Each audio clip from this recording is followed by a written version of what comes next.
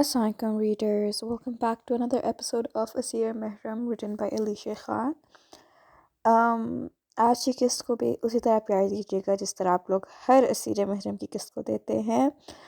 And another thing आज I wanted to add was कि अगर आप लोगों को एडिटिंग में कोई भी चीज़ थोड़ी सी चेंज करवानी हो या कोई भी पॉजिटिव क्रिटिसिज्म हो तो प्लीज़ दीजिएगा ताकि एज एन एडिटर मैं उस चीज़ को सही कर सकूं और इस पर काम कर सकूं, because at the end of the day novels आप लोगों के लिए लिखे जाते हैं. और लेकिन प्लीज़ एहतियात कीजिएगा कि ऐसा कुछ ना लिखें जिसका ना सर हो ना पैर हो. अगर आप लोगों ने एडिटिंग पे भी क्रिटिसिज्म करना है तो उसकी कोई समझ भी आनी चाहिए. तो criticism will always be appreciated, but सही वाला हो. बाकी आज की किस्त भी बहुत मज़े की है. और बाकी आप लोगों को तो पता है कि अलीशा खान के नॉवेल्स कभी भी डिसअपॉइंट नहीं करते. So hope you guys enjoy the episode.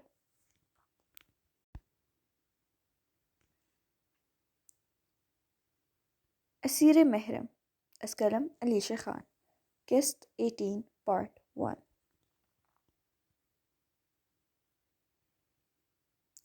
क्या हुआ? म्यूज़िक क्यों बंद कर दिया?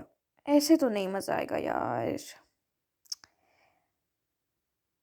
हर सौ खामोशी होते देखकर बारान शाह बुरा मनाते हुए बोला और कुर्सी आड़ी तरची घसीट कर उस पर बैठ के टांगें लंबी कर ली.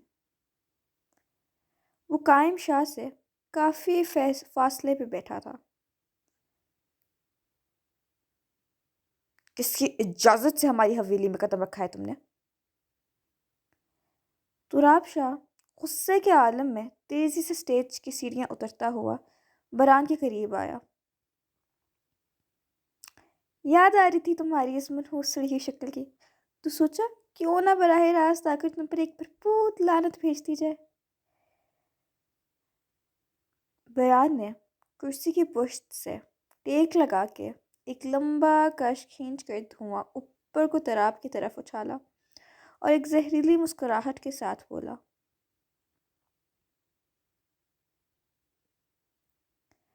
कायम शाह के हल्के लड़सते बदन को आलमगीर शाह ने सहारा दे रखा था, जिनके तासुरात सख्त थे.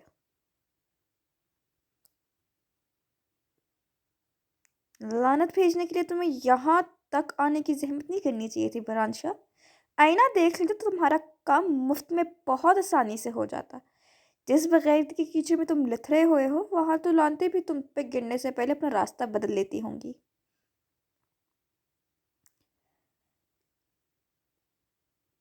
तो आप खून उतरी हुई आंखों में शदीद तैश लिए तो नफर अमेज लहजे में गुर्राया,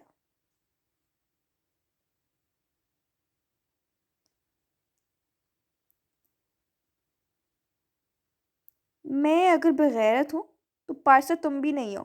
तुम्हें किसने इजाज़त दी है कानून अपने हाथ में लेने की? हैं, हिसाब दो.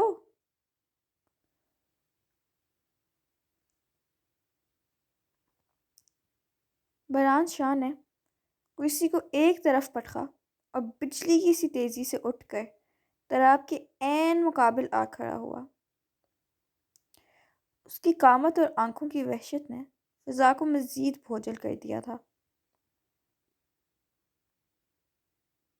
अगर तुमने इस मामले के मुतालिक यहाँ मेहमानों के सामने बकवास की तो मैं तुम्हारा हशर बुरा कर दूंगा बरान.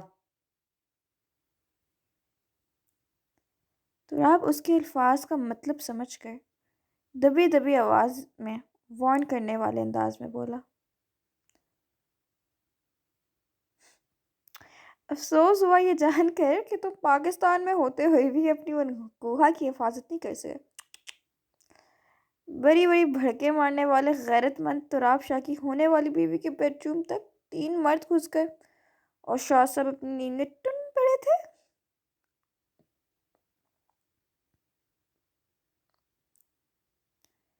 बरान ने एक जोरदार कह और तंजिया कहका लगाया जो पूरे लॉन में गूंजा था, यहाँ तक कि हर मेहमान की गर्दन उनकी सिमत मुड़ गई थी. تراب کی وارننگ کا اثر لینے کے بجائے اس نے اپنی آواز کو بلند کر دیا تاکہ کوئی ایک کان بھی اس خبر سے محروم نہ رہ جائے۔ وہ تو شکر کرو کہ اس بیچاری کا باپ ابھی زندہ تھا، ورنہ اس رات تو اس کی عزت۔ اس سے پہلے کہ باران سب کو مزید تفصیلات سے آگاہ کرتا، تراب شاہ نے دایاں ہاتھ ہوا میں گھمایا اور ایک زوردار مکہ اس کے گال پہ جڑ دیا۔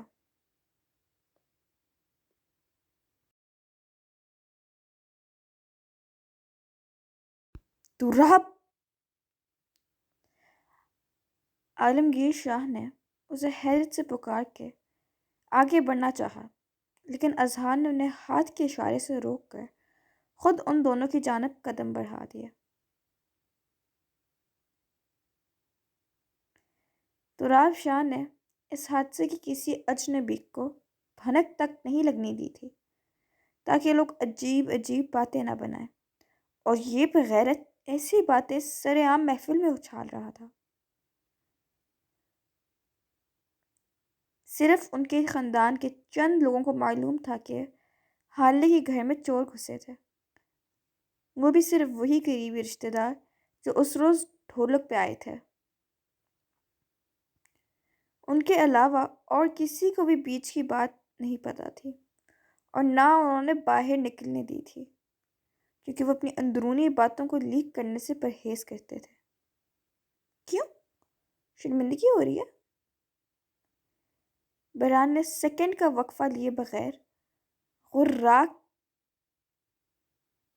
کر بالکل اسی طرح ایک مکہ تراب کی گال پر چڑھنا چاہا، لیکن وہ بر وقت اس گستاخ کا ہاتھ تھام کے موڑنے لگا۔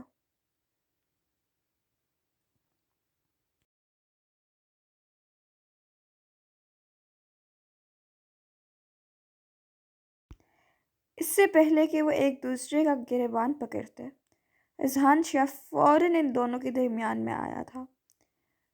باقی سارے مہمان اپنی جگہوں سے اٹھ کھڑے ہوئے۔ کیان بھی سیٹ سے اتر کے نیچے آ گیا، لیکن وہ زیادہ آگے نہیں بڑھا تھا کیونکہ سچویشن سنبھالنے کے لیے ان کے بڑے وہاں موجود تھے۔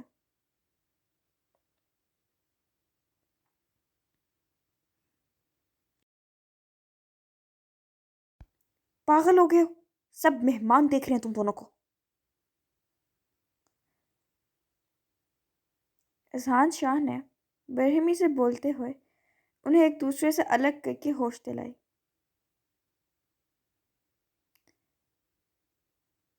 سب کو دیکھنا بھی چاہیے، پوچھے اپنے اس لاڈلے پارسا سے جس نے بھی 2 دن پہلے بے رحمی سے 2 قتل کر کے خون سے اپنے ہاتھ رنگے ہیں۔ کیوں؟ کیا اس ملک میں پولیس ختم ہو گئی تھی؟ کیا عدالتیں تالے لگنے کا انتظار کر رہی تھیں کہ اس نے خود ہی منصف بن کر ان چوروں کو موت کی نیند سلا دیا؟ اگر بنا سوچے سمجھے بران شاہ کو بغیر ڈکلیئر کر کے ڈس اون کیا جا سکتا ہے تو ایک قاتل کے سر پہ صحرا کیوں سجایا جا رہا ہے؟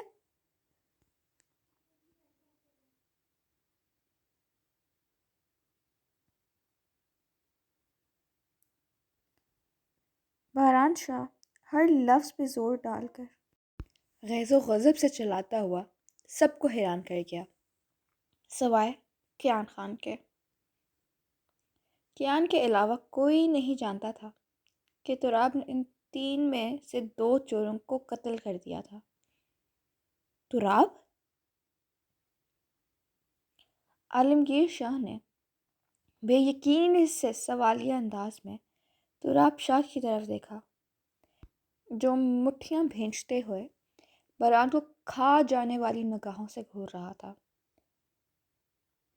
ہاں، میں نے وہ قتل کیے تھے، اور اگر مجھے ان درندوں کا خون بہانے کا موقع 100 دفعہ بھی ملے گا تو میں ہر دفعہ انہیں پہلے سے زیادہ بے رحم موت دوں گا۔ تراب نے اپنے لبوں پہ طنزیہ مسکراہٹ سجا کر دیدہ دلیری سے اپنا کارنامہ قبول کیا۔ اذہان اور عالمگیر شاہ نے حیرت سے اس کی طرف دیکھا۔ انہیں تو یہی لگا تھا کہ وہ مجرموں کو قانون کے حوالے کر چکا ہے، البتہ ظہیر خان مطمئن دکھائی دے رہے تھے۔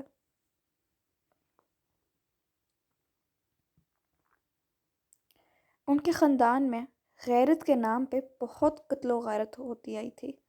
اگر تراب ان چوروں کو قتل نہ کرتا تو وہ خود انہیں کسی طرح تلاش کر یہ نیک کام کرنے کا ارادہ رکھتے تھے۔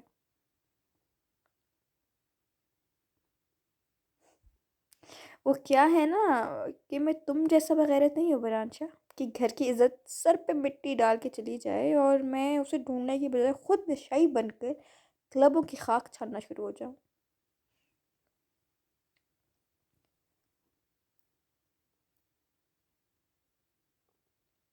تراب اپنا آپ اذہان سے چھڑوا کر آگے بڑھا اور بران شاہ کے کالر کے پاس سے ندیدہ گرد جھاڑتے ہوئے آنکھ دبا کر اسے مدھم سرگوشی نما آواز میں اندر تک سلگا کے رکھ دیا۔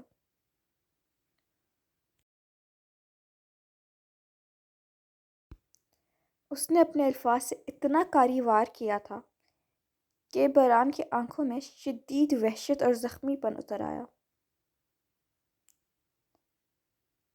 تراب نے یہ الفاظ اتنی کم آواز میں کہے تھے کہ بران کے سوا کوئی اور نہ سن سکا۔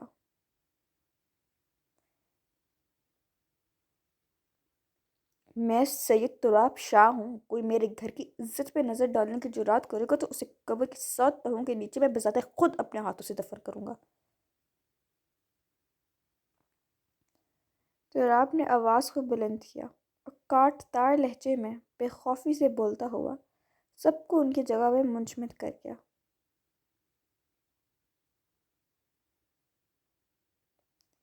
عالمگیر شاہ نے پریشانی سے پیشانی چھوئی۔ تراب گرم دماغ کا تھا، اسے اپنے بدلے خود لینے کی عادت تھی، جس پہ اسے کئی دفعہ سمجھاتے تھے، لیکن وہ اپنے معاملات بہت خفیہ انداز میں سلجھا لیا کرتا تھا۔ اور چھوڑوں گا تو میں تجھے بھی نہیں بران شاہ، کیونکہ تو نے اتنے مہمانوں کے سامنے یہ معاملہ ڈسکلوز کر کے اچھا نہیں کیا۔ تراب نے آخر میں اس کو غصے سے دھیمی آواز میں دھمکی لگائی۔ اسے اندازہ نہیں تھا کہ وہ واقعی اتنا کمینہ ہو گیا ہے۔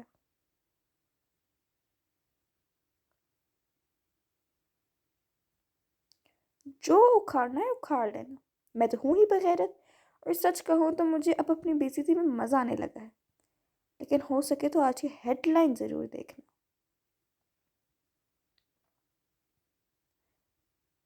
تراب کی دھمکی پر وران کے لبوں پر ایک صفاقانہ اور پرسکون مسکراہٹ پھیل گئی۔ اس نے جھٹکے سے تراب کا ہاتھ اپنے کالر پر سے پرے ہٹایا اور اپنے کپڑے جھاڑتے ہوئے نہایت اطمینان سے اس کی آنکھوں میں جھانکا۔ آواز اب دھیمی مگر زہر میں بھری ہوئی تھی۔ ڈونٹ وری گائز، میں جا رہا ہوں۔ وہ ایکچولی میں نے اپنے ڈیئر کزن کی شادی کی اچانک خبر سنی، اسے مبارکباد دی پر مجھ سے رہا نہیں جا رہا تھا۔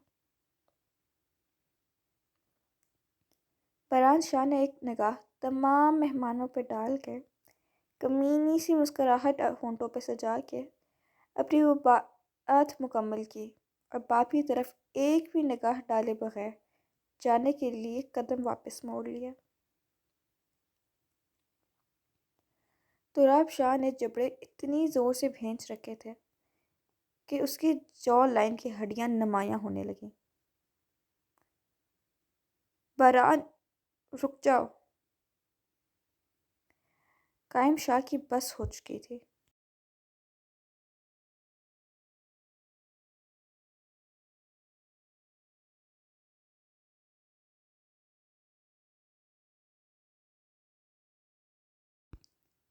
اس کی جدائی نے ان کا دل زخموں سے بھر دیا تھا۔ وہ نہ چاہ کے بھی التجا کرتے اسے روکنے کی سعی کرنے لگے، ابھی کہ اسے ڈس اون بھی انہوں نے خود کیا تھا۔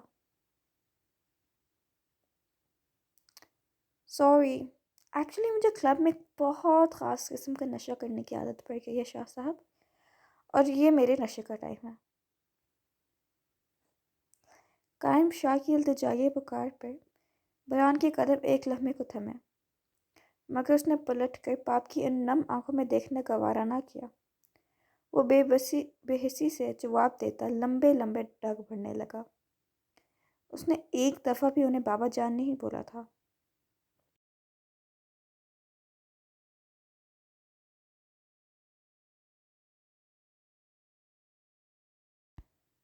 باران جا ہی رہا تھا کہ ایک دم اس نے بائیں طرف گردن موڑ کے اس ننھے شہزادے کی طرف نگاہ اٹھائی، جو معصومیت سے آنکھیں مٹکاتا ہوا اس ساری صورتحال کو ناسمجھی سے دیکھ رہا تھا۔ زرغام کو دیکھ کر باران کے ہونٹوں نے مسکرانا چاہا اور انہوں نے اسے اپنے سینے میں قید کرنے کی ضد کی، لیکن وہ خود کو روک گیا کیونکہ اسے اپنی تڑپ پہ قابو پانا آتا تھا۔ ڈی جے نے اذہان شاہ کے اشارے پہ پھر سے میوزک لگا دیا تاکہ سب کا دھیان اس اچانک پیش آئے تماشے سے ہٹ جائے۔ سیکرٹ پیو گے؟ بہت ٹیسٹی ہوتی ہے۔ جاتے جاتے بھی ان سب کو سلگانے کی غرض سے باران شاہ نے کمینے پن سے اپنی آدھی ہوتی سیکرٹ کو زرغام کی جانب بڑھا کر گھمبیر آواز میں پیشکش کی، جس پہ سب نے آنکھیں پھیلا کے صدمے سے اسے دیکھا۔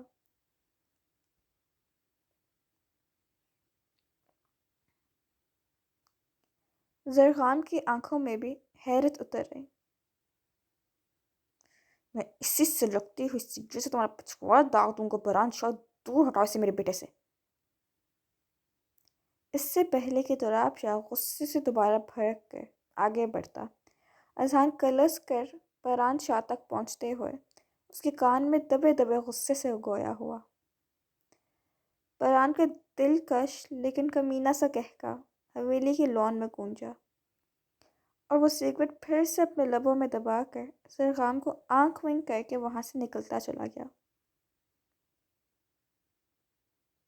باران کو روک لیا اذہان۔ اسے ایک دم اپنے موبائل پہ فرحہ کا التجائیہ ٹیکسٹ میسج موصول ہوا۔ اذہان نے حیرت سے یہاں وہاں نظریں گھما کر فرحہ کو تلاش کرنا چاہا۔ وہ کہیں نہیں تھی تو پھر اس نے باران کو کیسے دیکھ لیا تھا؟ ضرور اس نے کمرے کی کھڑکی سے لان کا نظارہ دیکھا ہوگا۔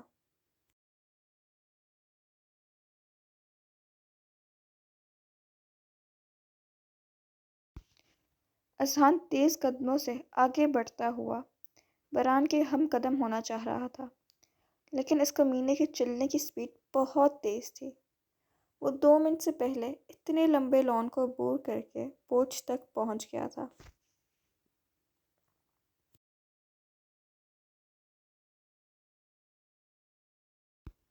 باران! فرحہ نے حویلی کے اندرونی ہال سے نکل کر راہداری میں آتے ہوئے پھیکی آواز میں باران کو پکارا۔ اتنے عرصے بعد اپنی بہن کی آواز سن کر باران شاہ کی دھڑکنوں میں انتشار برپا ہوا، لیکن اسے جب وہ بے رحم الفاظ یاد آئے تو چہرے کے تاثرات بے حد سخت ہو گئے۔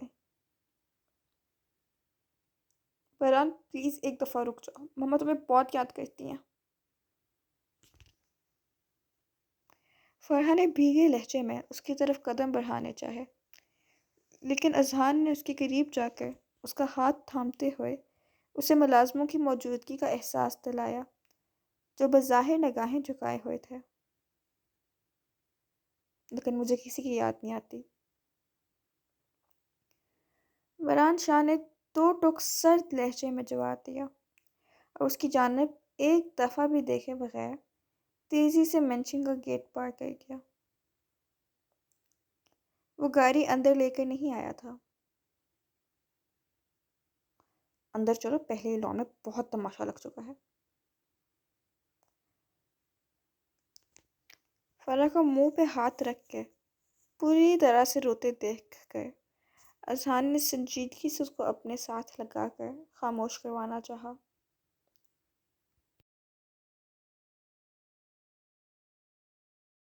اور اسے لے کر اندر کی جانب بڑھ گیا۔ لان میں مہمانوں نے آپسی چہم میں گوئیاں شروع کر دی تھیں، جبکہ طراب شاہ دانت پیستے ہوئے کیان خان کے موبائل پہ چلتی ہیڈ لائن دیکھ رہا تھا۔ باران کے یہاں سے جانے کے بعد اس نے باپ کی غصیلی نگاہوں کو خود پہ محسوس کر کے بھی نظر انداز کرتے ہوئے اسٹیج پہ بے نیازی سے چڑھ کر مدھم آواز میں کیان سے کہا تھا کہ ہیڈ لائنز آن کرے۔ اسے بران سے کسی اچھی کی امید نہیں تھی، اور جس بات کا ڈر تھا وہی ہوا تھا۔ ناظرین، آپ سب کو بتاتے چلے کہ مشہور بزنس ٹائکون اور شاہ خاندان کے چشم و چراغ تراب شاہ کا وحشیانہ روپ سامنے آ گیا۔ نیوز اینکر افسوس سے بول رہی تھی۔ انسانیت شرمسار۔ ذرائع کے مطابق 2 محنت کش نوجوان چوروں کو محنت کش بنا دیا گیا تھا، جو رات کی تاریکی میں محض راستہ بھٹک کر یا کسی غلط فہمی کی بنا پر تراب شاہ کے سسرال کی حدود میں داخل ہوئے تھے، ان کے غیظ و غضب کا نشانہ بن گئے۔ ان معصوم راہگیروں کو بات کرنے یا اپنی صفائی پیش کرنے کا ایک موقع دیے بغیر اغوا کر کے فارم ہاؤس میں منتقل کیا گیا، جہاں قانون کو پیروں تلے رونتے ہوئے تراب شاہ نے انہیں بے رحمی سے موت کی گھاٹ اتار دیا۔ کیا اب غریب ہونا اور راستہ بھول جانا اس ملک میں موت کی سزا بن چکا ہے؟ اینکر افسردگی سے ہر لفظ ادا کر رہی تھی۔ ڈیم، راستہ بھول گئے تھے، لعنتی انسان۔ تراب شاہ غصے سے اپنے بالوں میں ہاتھ پھیر کر اپنے امٹتے غصے پہ قابو پانے کی سعی کرنے لگا۔ فکر نہیں کرو، میرے کچھ جاننے والے جرنلسٹ دوست ہیں، میں یہ نیوز ہٹوا دیتا ہوں۔ اسے غصے سے پاگل ہوتے دیکھ کر کیان خان نے سنجیدگی سے کہا،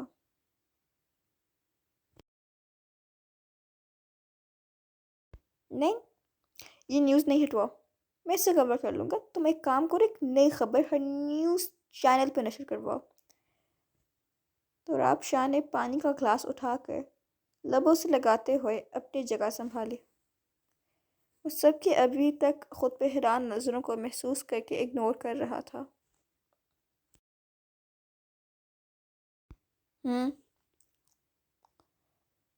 کیان نے سوالیہ انداز میں ہنکارا بھرتا اس کے ساتھ بیٹھا۔ تراب نے لبوں پہ پراسرار مسکراہٹ سجا کر کیان خان کے کان میں اسے ساری ہیڈ لائن سمجھائی، تو وہ نچلا ہونٹ تانتوں تلے دبا کر اسے گھورنے لگا۔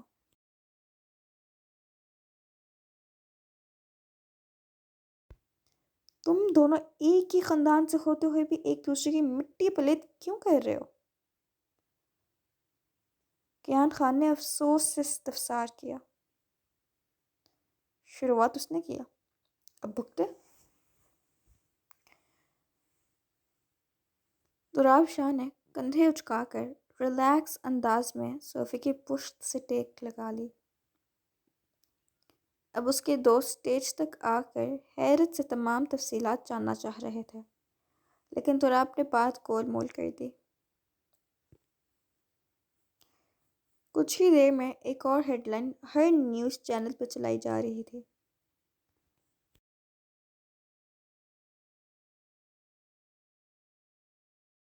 ناظرین، شاہ خاندان کے حوالے سے ایک اور مضحکہ خیز انکشاف سامنے آیا ہے۔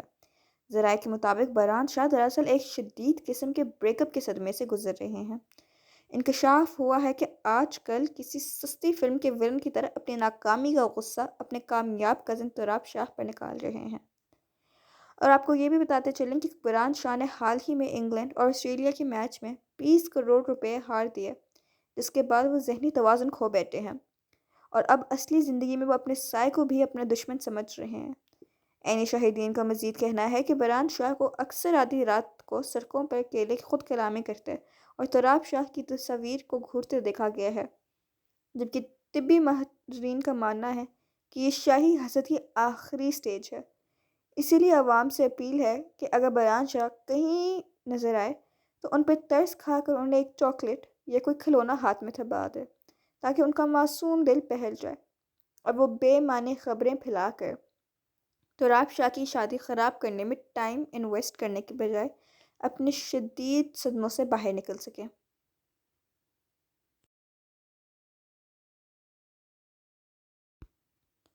اس خبر کو سن کر بران شاہ نے ایک دم سے سڑک کے بیچ میں بریک لگائی۔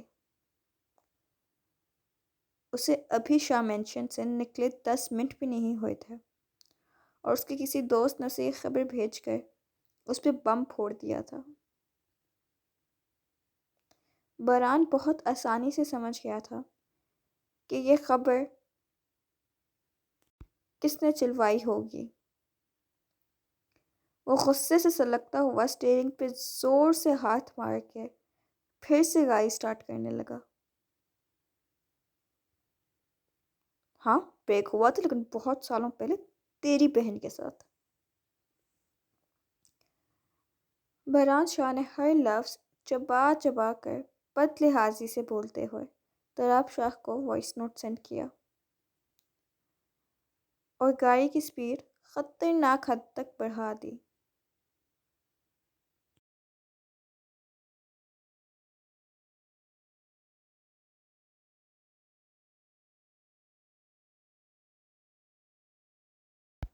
تراب شاہ کی پچھلے 10 منٹ سے عالمگیر شاہ سے بے عزتی ہو رہی تھی کہ وہ ہوتا کون ہے قانون کو ہاتھ میں لینے والا۔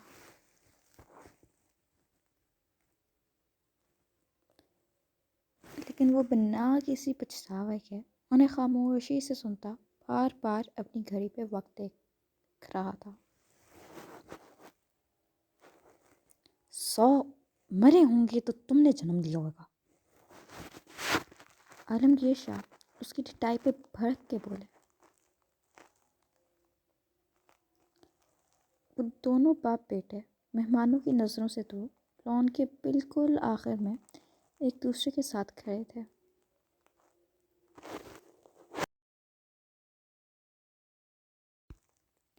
تھینکس، اب 2 منٹ خاموش ہو کے میری بات سنیں۔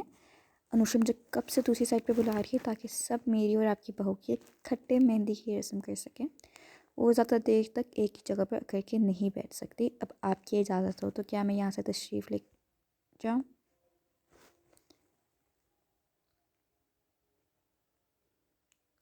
تراب شاہ نے انہیں انوشا کے ٹیکسٹ میسیجز دکھاتے ہوئے سنجیدگی سے بولا، دفع ہو جاؤ میری نظروں سے اور لوگوں کو اپنے کارنامے کے سمے خود اپنی زبان سے دو، میں تو تمہیں ڈیفینڈ نہیں کرنے والا۔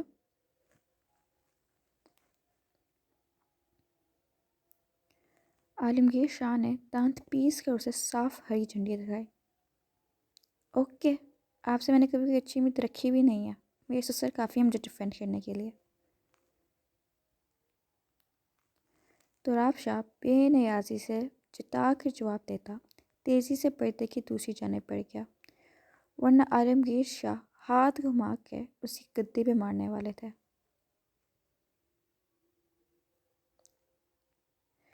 تراب شاہ نے اپنے خاندان کی سب معزز خواتین کو احترام کے ساتھ سلام کیا اور ارشین شاہ کی آنکھوں میں آنسو دیکھ کر گہری سانس فضا کے سپرد کرتا ان کی طرف بڑھ گیا۔ السلام علیکم، کیسی ہیں آپ تائی جان؟ تراب شاہ نے ان کے قریب آ کر نرمی سے حال احوال پوچھا اور ان کا ہاتھ تھامنا چاہا، لیکن انہوں نے ناراضگی سے دور کر لیا۔ وہ اسے جواب دیے بغیر نظروں کا زاویہ موڑ گئیں۔ بہت پیاری لگ رہی ہیں۔ تراب نے ٹشو سے ان کی آنکھوں کی نمی صاف کر کے نرم لہجے میں تعریف کی تو ارشین شاہ کی آنکھوں سے مزید آنسو پھسلنے لگے۔ باران ہمیشہ یہی جملہ بول کر ان کی تعریف کیا کرتا تھا جب بھی وہ تیار ہوتی تھیں۔ اس کے لیے ہلکان ہونا چھوڑ دیں، اسے ہماری عزت کی کوئی فکر نہیں ہے۔ جب ارشین شاہ نے مزید چند منٹ تک اس کی طرف نہ دیکھا تو وہ اسپاٹ لہجے میں انہیں جو ہدایت دیتا آگے بڑھ گیا۔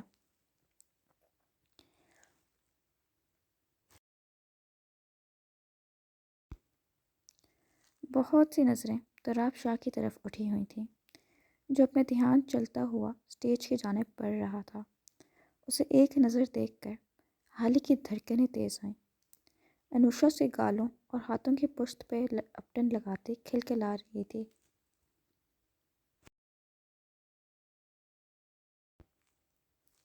حالے نے پیلا جوڑا پہنا ہوا تھا جو بہت آسانی سے کیری کیا جا سکتا تھا۔ اس کی طبیعت کا خیال رکھتے ہوئے اسے ہیوی جوڑا نہیں پہنایا گیا تھا۔ وہ سمپل سے پیلے جوڑے میں ملبوس پھولوں کے زیور پہنے بے حد خوبصورت لگ رہی تھی۔ بالوں کی مانگ نکال کر ایک سائڈ پہ بریڈ بنائی گئی تھی، جبکہ آوارہ لٹیں اس کے گالوں کو چھو رہی تھیں۔ پیروں میں خصہ تھا، کلائیوں میں ملٹی شیڈ چوڑیاں چھن چھن کر رہی تھیں۔ تراب شاہ ایک ہی نظر میں اس کا جائزہ لے کر اسٹیج تک آیا اور انوشا کا ماتھا پیار سے اپنے ہونٹوں سے چھو کر پھولوں کی لڑیوں سے سجے جھولے پہ ہالے کے برابر میں بیٹھ گیا۔ شکر ہے لالا آپ آ گئے، ورنہ ہم سب ہالے بھابے کی مہندی کی رسم آپ کے بغیر ہی شروع کرنے والے تھے۔ انوشا نے مصنوعی خفگی سے کہتے ہوئے مہندی والی تھال کو ٹیبل پہ آگے کی طرف سرکایا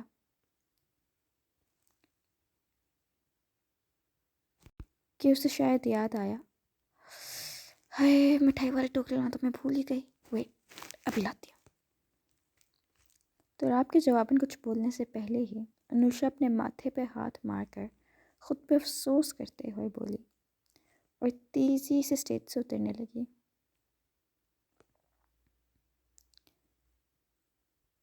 آرام سے جاؤ، اتنی اونچی ہیلز پہنی ہوئے کہ نہ جانا۔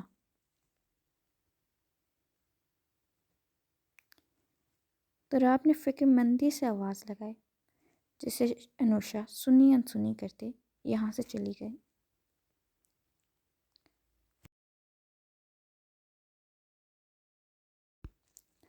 فرحہ یہاں نہیں تھی، اسے اذان روم میں لے گیا تھا۔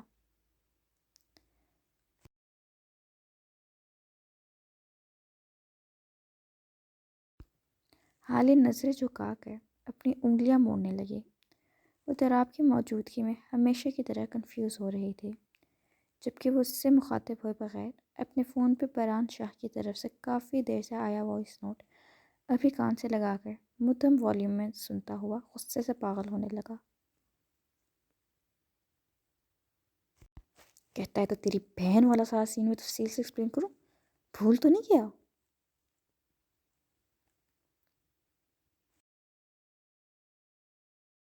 تراب شاہ نے اپنے لبوں کو فون کے اسپیکر کے قریب لے جا کر دبی دبی آواز میں برہمی سے جواب دیا، اور آخر میں جو گالی بکی اسے سن کر حالے نے سرخ ہوتے ہوئے زور سے نچلا ہونٹ دانتوں تلے دبایا لیا۔ تیز میوزک کی وجہ سے تراب کی آواز کوئی اور نہیں سن پایا تھا، لیکن حالے بالکل ساتھ بیٹھی تھی اور اس کا انگ انگ تراب شاہ کی طرف متوجہ تھا، اس لیے وہ بہت آسانی سے سن چکی تھی۔ وہ سمجھ نہ پائی کہ تراب کس کو سنا رہا ہے۔ اس کا دل چاہ رہا تھا کہ اس سے سارا معاملہ پوچھے، لیکن وہ جواب میں ڈانٹ نہ دے، بس اسی احساس کے تحت خاموش رہی۔ رات کے 12:30 ہو رہے ہیں، اب تک تمہیں دوائی لے کر سو جانا چاہیے تھا، مہندی کی رسم کوئی خاص ضروری نہیں تھی۔ تراب شاہ نے فون آف کر کے ٹیبل پہ رکھا اور ایک بازو جھولے کی پشت پہ شاہانہ انداز میں پھیلاتا کوفت سے بولا۔ اسے اس رسم میں کوئی انٹرسٹ نہیں تھا، بس انوشا نے بلایا تھا اس لیے اسے آنا پڑا تھا۔ اس کے دوستوں نے پہلے ہی رسم کرتے ہوئے اس کی ویسٹ کوٹ کو اپٹن سے بھر دیا تھا، جسے وہ اتار کر وہیں پہ پھینک کے چہرہ اچھی طرح سے رگڑ رگڑ کے دھونے کے بعد یہاں آیا تھا۔ اب وہ صرف سفید شلوار قمیص میں ملبوس تھی۔ وہ انوشا ضد کر رہی تھی۔ حالے نے معصومیت سے دھیمے لہجے میں اٹک اٹک کر جواب دیا، ویسے اب تک کتنے تھپڑ تمہاری سزا کے طور پر جمع ہو چکے ہیں؟ تراب شاہ نے اپنے جوتے کی نوک نیچے قالین پر رگڑتے ہوئے غیر متوقع سوال کرتے حالے کو تھوک نکلنے پر مجبور کر دیا۔ 10 تھے شاید۔ حالے نے ناک سکوڑ کے صاف جھوٹ بولا۔ جھوٹ بولنے پر میں تھپڑوں کی تعداد ڈبل بھی کر سکتا ہوں۔ تراب شاہ نے گردن ترچھی کر کے اسے گھوری سے نوازتے ہوئے وارن کیا، جس پہ وہ تذبذب کا شکار ہوئے۔ عموماً شوہر سچی سنوری بیوی کو دیکھ کر تعریف کرتے ہیں، لیکن اسے تھپڑوں والی سزا یاد کروا کے اپنی دہشت پھیلا رہا تھا۔ 50 تھے۔ حالے نے منہ بسوڑ کے اب کی دفعہ درست جواب دیا۔ وہ اتنی بھیانک سزا مزید نہیں بڑھانا چاہتی تھی، لیکن تمہاری ایک میجر غلطی کی وجہ سے ان کی تعداد کب سے 50 سے 70 تک پہنچ چکی ہے۔ تراب شاہ کے انکشاف نے حالے کا دل دہلایا۔ کون سی غلطی؟ حالے حقیقتاً روحان سی ہو گئے۔ کل روم میں بتاؤں گا۔ تراب شاہ نے اس کے کان کے پاس جھک کر گمبھیر سرگوشی کی۔ بہت سی ستائشیں اور چند حسد بھری نگاہیں ان کے خوبصورت چہرے پہ ٹکی ہوئی تھیں۔ تراب کی نزدیکی پہ حالے کی ریڑھ کی ہڈی میں سنسناہٹ ہوئی۔ دور ارشین شاہ کے ساتھ بیٹھی نائلہ شاہ نے اپنے بچوں کی بلائیں لیں۔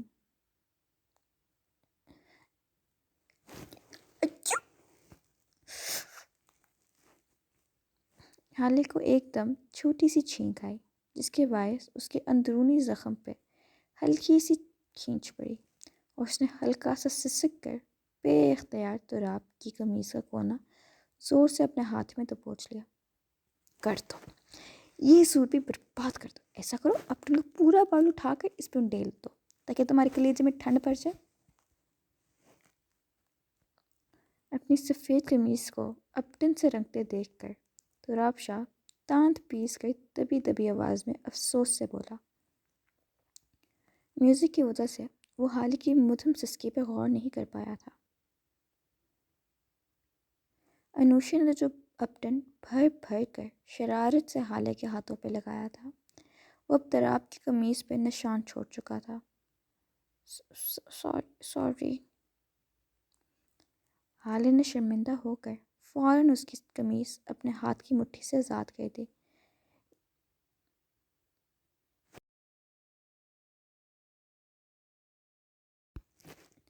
نہیں، آج تو مجھے بتا ہی دو کہ مجھے سفید سوٹ میں دیکھ کر تمہارے ہاتھوں میں ایسی کون سی کھجلی ہوتی ہے۔ تراب شاہ نے سب سے نظریں بچا کر اس کی کمر کو ہلکے ہاتھ سے دبوچتے ہوئے مصنوعی روپ سے پوچھا، تو حالے نے سہم کر آنکھوں کو میچ سے کھولا۔ حالے کے پھولے گالوں پہ لگا اپٹن بہت پیارا لگ رہا تھا۔ تراب آرام سے، میرا زخم ابھی ٹھیک سے ہیل نہیں ہوا، حالے نے خوف سے اسے دھیمی آواز میں بتایا۔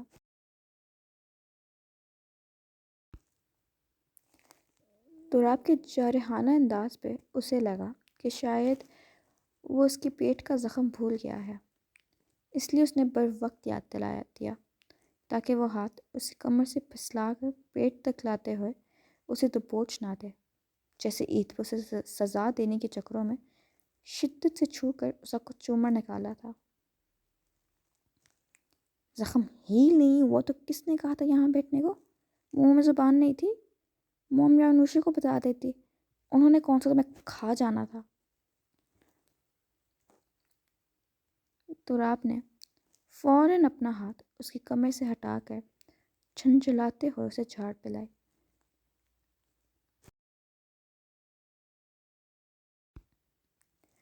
نہیں، آلموسٹ ہیل ہو گیا ہے، بس تھوڑا وہم لگا رہتا ہے۔ حالے نے ٹشو اٹھا کر اس کی قمیص پہ لگا بٹن آہستگی سے صاف کرتے ہوئے دھیمے لہجے میں اپنی باتوں کور کیا۔ تراب کی سفید قمیص پہ لگا بٹن کا نشان ٹشو سے صاف نہیں ہو رہا تھا۔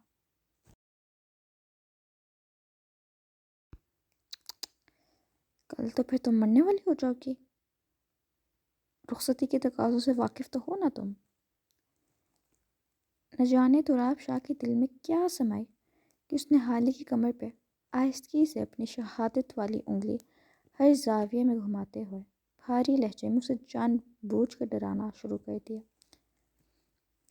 حالے کا چہرہ لال پہ بھوکا ہوا تھا۔ اس کے بات کا گہرا مطلب سمجھ گئے۔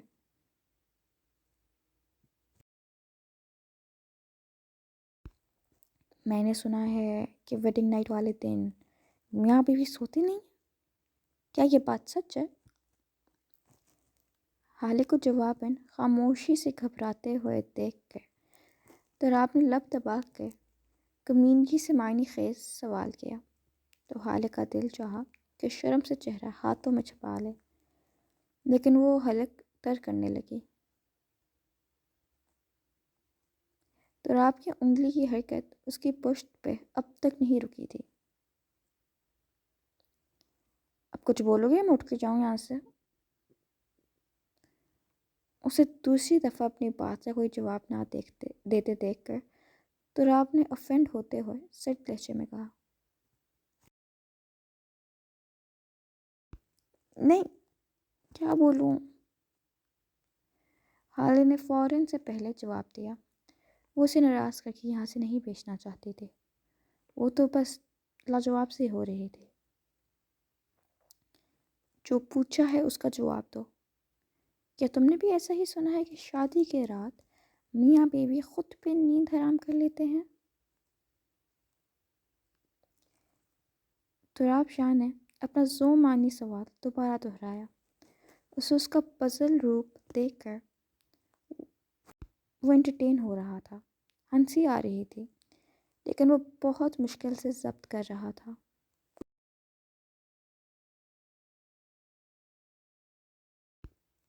مجھے نہیں پتا، حالے نے روحانسی آواز میں جواب قبول کیا۔ وہ سر تا پاؤں سرخ پڑ رہی تھی۔ نہیں، واقعی کچھ نہیں پتا۔ کیا میں اچھے سے تمہارے کانسیپٹ کلیئر کروں جب تک انوشے واپس نہیں آ جاتی؟ تراب شاہ نے مصنوعی حیرت کا مظاہرہ کرتے ہوئے بھویں سکیڑ کے پیشکش کی، تو حالے کا دل چاہا کہ زمین پھٹے اور وہ اس میں سما جائے۔ نہیں نہیں نہیں، تھوڑا پتہ ہے۔ حالے کی زبان روانی میں پھسل گئی اور پھر وہ خود ہی اپنے آپ کو کوسنے لگی۔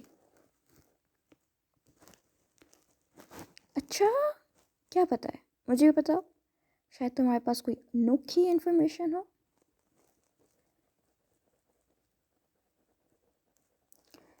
تراب شاہ 2 ہفتوں سے اس سے مخاطب نہ ہونے والی کثر آج پوری کرتا اپنے سوالات سے اس کے چوتھا طبق روشن کر رہا تھا۔ تراب پلیز۔ حالے نے خفت سے پاگل ہوتے ہوئے التجائیہ انداز میں اسے پکارا۔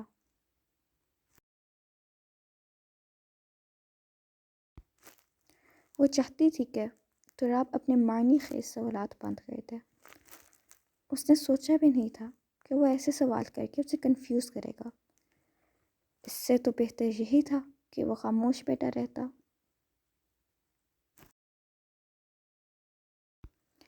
تراب ابھی مزید کچھ بولتا کہ اسے فرح سٹیج پر چڑھتی دکھائی دی۔ وہ نامحسوس انداز میں تیزی سے حالے کی کمر سے اپنی انگلی ہٹا کر ٹھیک ہو کے بیٹھ گیا۔ حالے کی جان میں جان آئی۔